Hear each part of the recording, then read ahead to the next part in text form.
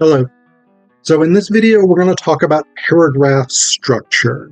This is the basic sort of broad brushstrokes paragraph structure that you want to use when writing, particularly an academic essay. So if you're writing a paper for a class, if you're writing a paper for scholarly publication, if you're writing a book, nonfiction book, anything like this, you want to be using this basic paragraph structure for most body paragraphs. And this is true in the humanities, this is true in the social sciences, this is even true in the sciences. This basic structure is going to be what you're looking for most of the time. So I'm going to go ahead and share a couple of things here. We want you open, but we want actually you first. Okay, so this gives you the basic sort of three-part structure for most paragraphs. We have a topic sentence or claim, we have evidence, and we have interpretation. So the topic sentence, this is the main claim of the paragraph. You can think about this as a thesis for the paragraph, right? So a thesis is, you can see my video on thesis statements. You should see a link to it up in the top. A thesis is the overarching claim that a paper is trying to make. It is the central argument of the paper. A topic sentence does the same thing at the paragraph level. It is the main claim of the paragraph. What is this paragraph trying to prove? What is the argument you're making? This should connect to the thesis. Everything in this paper should in some way support the thesis or connect to the thesis, complicate, add additions to, caveat, whatever it is. But in some way it needs to be linked to the central argument that the paper is making. And the role of the topic sentence is basically, it's a claim. So its job is to say, here is what you're going to learn in this paragraph. Here is the argument that is going to be made. The topic sentence needs to be supported with evidence. What type of evidence that is will really depend on the particular context. If this is, say, a paper for a literature class, this is probably quotations from the text that you're analyzing. It may be philosophical or theoretical principles, whatever it is. If you're in the social sciences, maybe you've done a study, maybe you've done a survey. This may be your survey data. If you're in the hard sciences, something like chemistry or physics or something like this, maybe you've done an experiment. You're giving us the results of that experiment, or you're giving us, in either the hard sciences or the social sciences, maybe this is a paragraph about the limitations of your study, or about some explanations for why this data might be conclusive or inconclusive, whatever it is. Whatever the thing is, that will determine the types of evidence that you're offering. But you're offering some sort of data, some sort of information to support the argument being made. This is the thing with the evidence, is that its job is to support the topic sentence. So the evidence needs to be relevant. I feel like that should go without saying, but I want to reiterate it nonetheless. The evidence should be connected to the topic sentence. And how we determine the connection is through the third portion of your paragraph, which is interpretation or explanation. So the premise of interpretation, and this actually should be a healthy chunk of most paragraphs, is that evidence is not self-evident. This is a thing that I say to my students every semester in writing classes, whether this is first year writing, business writing, social sciences writing, whatever it is. Evidence is not self-evident. This is incredibly important. The fact that you have a piece of evidence does not mean that everyone is going to draw the same conclusion that you've drawn. You need to explain why this evidence supports the conclusion that you've drawn. and why this is the best interpretation of the evidence. So this is explanation, this is interpretation, this is analysis, this is evaluation. These kinds of processes go into this third portion of the paragraph. Often this will be a kind of because formulation. This evidence supports this claim because. Here's the explanation. That's really important. And then basically the explanation, the interpretation has two major jobs, two major directions that it needs to go. One is the one that I've just been talking about, which is showing the connections between the evidence and the topic sentence. But the other is a larger sort of macro interpretation. You have to show the connections between the topic sentence, this paragraph's argument, and the thesis statement, the larger argument being made by the paper as a whole. So those are the two directions that interpretation goes in. And interpretation, again, should be a major portion of this paragraph. I would say at least half, if not more, of most paragraphs should be interpretation. So I want to show you a particular paragraph. This is a paragraph from a paper that I wrote several years ago. And what I've done is I've kind of color-coded it. The green up here, this is my topic sentence. The yellow, this is evidence. And the blue is interpretation. So I'm going to take you through this, and I'll give you some background and context so that you can understand this a little bit better. So this is probably from about halfway through a paper I wrote for a conference presentation. It's about Atul Fugard's play Master Harold and the Boys, which is a South African play about racism and the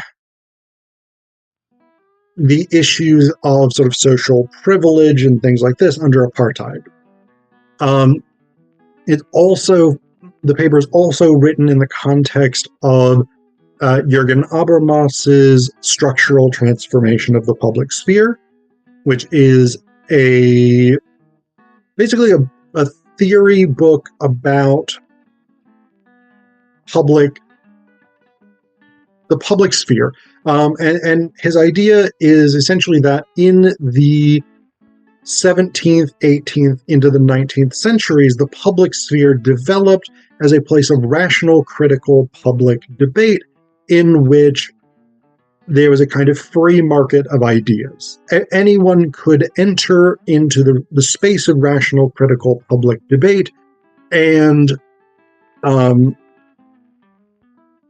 things like social privilege, social class, things like this, were ignored in favor of preference for the quality of arguments being made about issues of public interest. Now, one of the striking things about structural transformation of the public sphere, in my opinion, is that Habermas doesn't say this is how it works, or this is how it worked at the time. He says this is how people thought it worked or wanted it to work.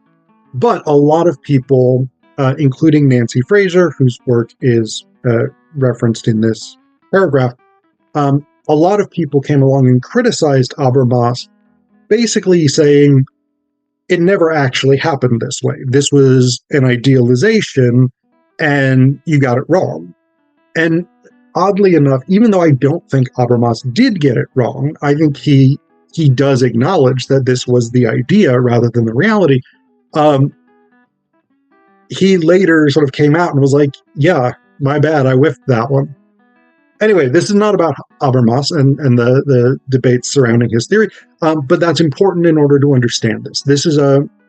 Habermas put forward the idea that in the rational critical public sphere, the ability to put forward a well-supported point outweighed socio-cultural hierarchies and inequalities.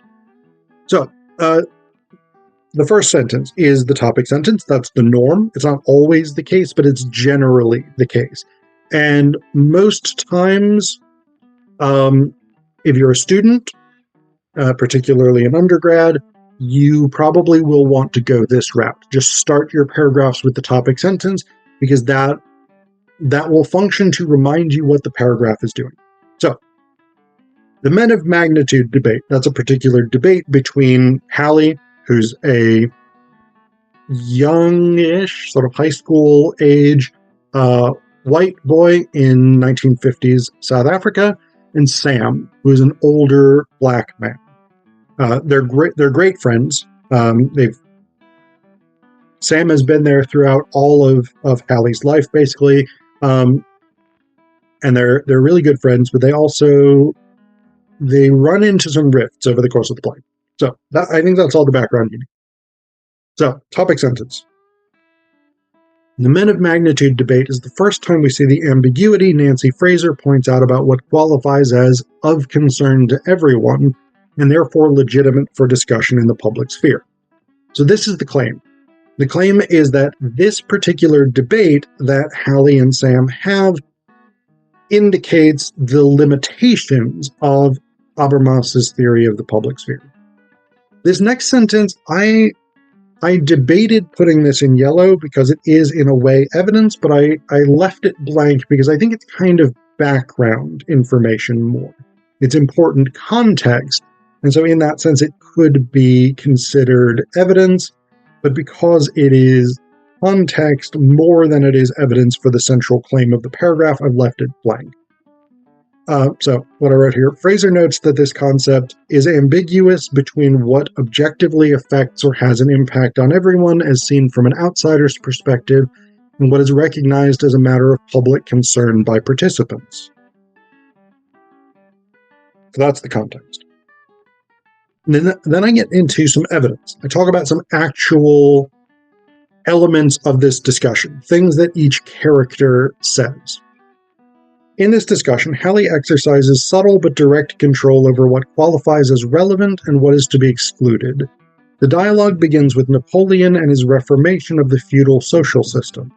Sam exclaims, "There's the social reformer we're waiting for. He sounds like a man of some magnitude."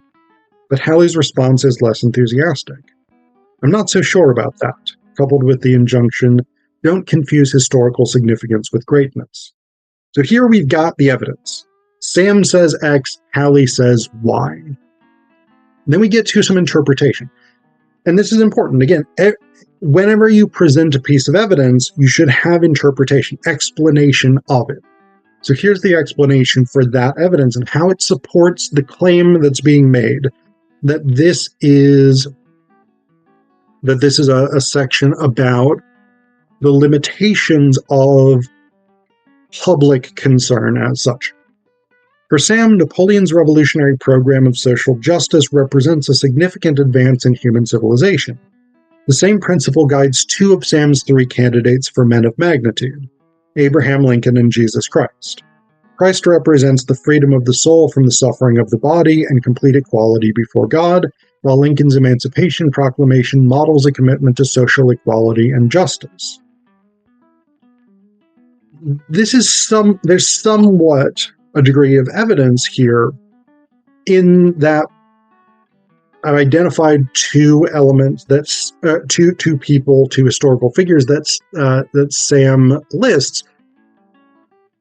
But this is really explanation in that I'm arguing that Sam believes Napoleon's social justice program was important for this reason. And this aligns with his other two choices. Those two choices represent this same principle because. Then we got a sort of transition idea. As arbiter of what topics are legitimate, Hallie straight out rejects religion in any discussion. And then I called this interpretation. It's interpretation because it makes a sort of transitional claim between the evidence about this discussion and the ultimate conclusion that the paragraph is drawing. However, his rejection of Lincoln is more revealing. And then that actually gets developed at the end of this paragraph, because we got a sort of interpretation sandwich here. We've got that interpretation, that transitional idea, then some evidence, then interpretation of the specific evidence. So the evidence for this portion is Halley dismisses the choice as sentimental, arguing, "You've never been a slave, you know, and anyway, we freed your ancestors here in South Africa long before the Americans." This is a direct quotation from the play, so again, this is evidence. And then we have the interpretation, the explanation of how this reflects the limits of the idea of public concern. The assertion here is essentially that because slavery was officially abolished in 1834, discussion of social justice is unnecessary and trivially sentimental. A thing that, from Sam's perspective, is incredibly important, of incredible magnitude, from Halley's perspective is not. And because Halley gets to set the terms of the debate and decide what is and is not of public interest, of magnitude, he can reject this out of hand. So the point here is less about this specific paragraph and more about the structure of the paragraph. So one of the reasons I've done this color coding is because this sort of shows you that you've got a basic structure, right? You begin with the topic sentence. The next thing we typically will get will be some evidence and then interpretation. But also this paragraph shows us that this doesn't have to be a simple 1, 2, 3. Because in this case, we've got 1, 2, 3, 3, 2, 2, 3. If we number those the way that this document says, with 1 being the topic sentence, 2 being evidence, 3 being interpretation, 1 topic sentence at the beginning, 2 evidence, 3 interpretation, 3 interpretation, 2 evidence, 3 interpretation. So you can have multiple, I'm going to stop sharing now. You can have multiple elements of evidence and interpretation. You can have multiple threads of interpretation, different pieces of evidence, etc., etc. But all 3 of those components should be in any functional academic paragraph.